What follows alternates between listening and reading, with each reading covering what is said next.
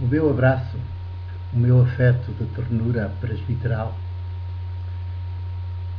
neste novo bloco de conversas Jesus século XXI, ainda em torno das parábolas de Jesus, as parábolas com que Jesus procura anunciar o reinado de Deus, como é que o reinado de Deus se desenvolve na história,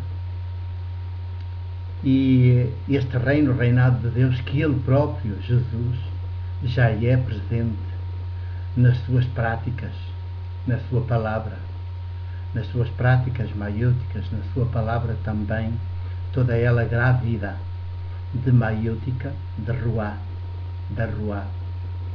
de Deus Criador, e também nos seus duelos teológicos, com que enfrenta desarmado como um menino os dirigentes do judaísmo do seu tempo, e nesses dirigentes enfrenta, do judaísmo do seu tempo e país, enfrenta os dirigentes de todos os ismos, de todos os países, de todas as nações que neste século XXI estão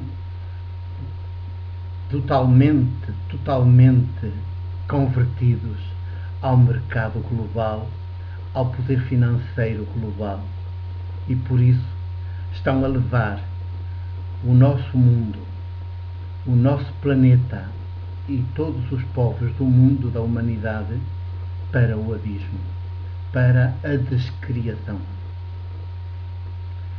Jesus também está preocupado, já quando inicia a sua missão, entre meados do ano 28, e ela vai culminar, como sabemos, em abril do ano 30, com a sua morte crucificada em Jerusalém. Quando inicia a sua missão, já está preocupado com a situação do seu povo, com a situação do mundo tal qual ele, na época, o conhece, mas nas dimensões que o conhece, e está preocupado, mas antes de mais, com a situação de todos os camponeses empobrecidos, superexplorados, que fazem o seu país, ocupado pelo Império Romano. O Império, só em impostos, cobrava à volta de 90% do rendimento das pessoas. E depois ainda havia, a juntar a esse imposto, aos impostos do Império, ainda havia que juntar o imposto que todo judeu, mesmo na diáspora, tinha de pagar para o tesouro do templo. Não era propriamente para o templo, enquanto estrutura, enquanto edifício, mas para o tesouro do templo, uma espécie de banco nacional, de banco, digamos, de Israel, na época, de onde, desse tesouro, tinha de sair todo o dinheiro para manter o culto contínuo no templo, 24 horas sobre 24, como também para fazer os salários dos cerca de 18.000 sacerdotes que, com esse salário, alimentavam as suas famílias, porque eram sacerdotes quase todos com família constituída.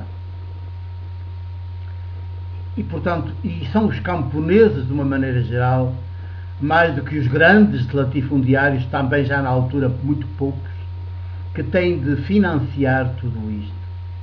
E, portanto, a maior parte dos camponeses, que antes do Império ainda conseguia ter alguma leirazinha sua, acompanhada quase sempre da sua pequena oficina, onde ou fabricava ou aperfeiçoava, corrigia, compunha, consertava os poucos instrumentos que havia na época possíveis para trabalhar a terra, mas com o Império, o imposto pesadíssimo do Império, mas o imposto pesadíssimo do Templo de Jerusalém, imposto pelo sumo sacerdote, mais os impostos que o rei Herodes também impunha ao seu povo, os camponeses acabam por perder até as suas pequenas leiras e acabam por perder-se a si próprios e, portanto, acabam feitos praticamente escravos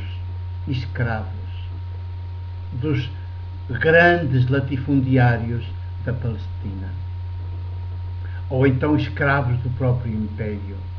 E Jesus está absolutamente, inteiramente preocupado com isto. O judaísmo com esta situação. O judaísmo, o sistema judaico, dirigido política e religiosamente pelos sumos sacerdotes, que tinham simultaneamente uma função de poder político e de poder religioso, não está sensibilizado a esta realidade. Não quer saber, como hoje o poder financeiro não quer saber, os chamados mercados, que não são pessoas, são institucionais clandestinos, são máfias, dirigidas certamente por pessoas que praticamente ninguém conhece e até nem sabe bem onde elas se localizam.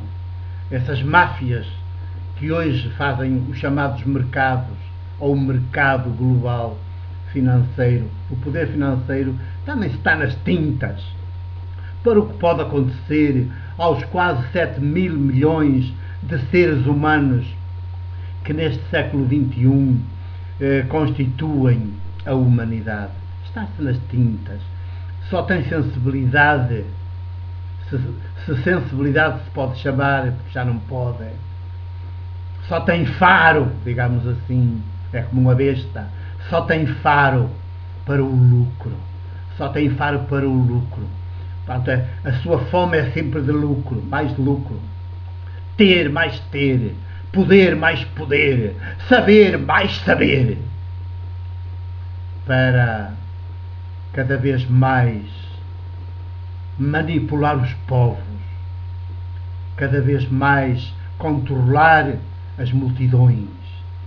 Cada vez mais manipular e controlar os próprios dirigentes das nações, os governos das nações. E, portanto, matar a política, a prática política, para que fique apenas o poder político ao seu exclusivo serviço, ao exclusivo serviço do poder financeiro global. Porque senão também o liquida. E, portanto, os governos hoje estão praticamente exclusivamente ao serviço do poder financeiro global dos mercados. Cá em Portugal, o Sócrates, o Cavaco, a oposição, chamada oposição, os candidatos ao poder, estão todos ao serviço dos mercados, mesmo quando o discurso parece e é de esquerda, ou nos soa aos ouvidos como um discurso de esquerda. Quer dizer que a própria esquerda política, para sobreviver como esquerda política, com os seus privilégios, como uma casta à parte das multidões, falam muito dos trabalhadores, mas eles constituem uma casta à parte dos próprios trabalhadores, dos desempregados. Para sobreviverem, a própria esquerda, para sobreviver com os seus privilégios, com as suas regalias e como casta à parte, também está ao serviço dos mercados financeiros globais, do mercado financeiro global, dos mercados que tanto criticam, que tanto denunciam, que tanto parecem atacar, mas no fundo estão a fazer-lhe um ótimo serviço que ele, evidentemente, nem precisa de agradecer. Já vamos prosseguir.